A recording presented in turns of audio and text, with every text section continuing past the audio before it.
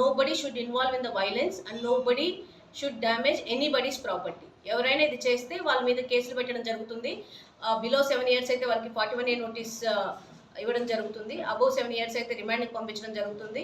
దాంతో వదిలిపెట్టకుండా అంటే బిలో 7 years అబోవ్ 7 years శిక్షతో కంపారిజన్ లేకుండా ఎవరైనా హింసకు పాల్పడిన ప్రాపర్టీస్ని డ్యామేజ్ చేసిన వాళ్ళ మీద ఖచ్చితంగా షీట్ అనేది ఓపెన్ చేయడం జరుగుతుంది. ఈరోజు మా ఆఫీసర్స్ అందరికీ కూడా నేను ఇన్స్ట్రక్షన్స్ ఇవ్వడం జరిగింది.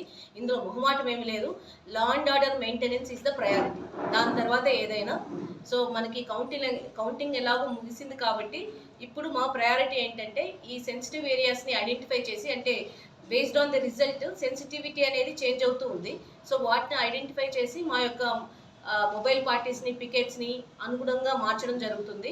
అలాగే కొన్ని ఆల్రెడీ మీరు చూస్తూ ఉంటారు, కొన్ని ప్లేసెస్లో కన్సర్టినా కాయిల్స్ పెట్టున్నాం, బ్యారికేడ్స్ పెట్టున్నాం based on our assessment. So beyond that ఇంత తర్వాత కూడా ఎవరైనా ఇన్వాల్వ్ అవ్వాలనుకుంటే దయచేసి గుర్తుపెట్టుకోండి, sheets will be open irrespective of the party. అది ఏ పార్టీ అయినా సరే షీట్స్ ఓపెనింగ్ చేయడం అనేది జరుగుతుంది. హింసకి పాల్పడిన అండ్ ప్రాపర్టీ డ్యామేజ్ చేస్తాం. ఆల్రెడీ మా టీమ్స్